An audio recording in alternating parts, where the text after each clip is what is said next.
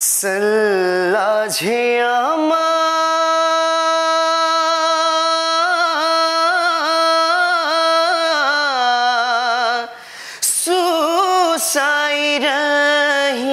सुसाइरहिन् सल्लाझे आमा सुसाइरहिन् एक्लै कोठामा अल्झेछ क्यारे पछ्यौरी तिम्रो चियाको बोटमा अल्झेछ क्यारे पछ्यौरी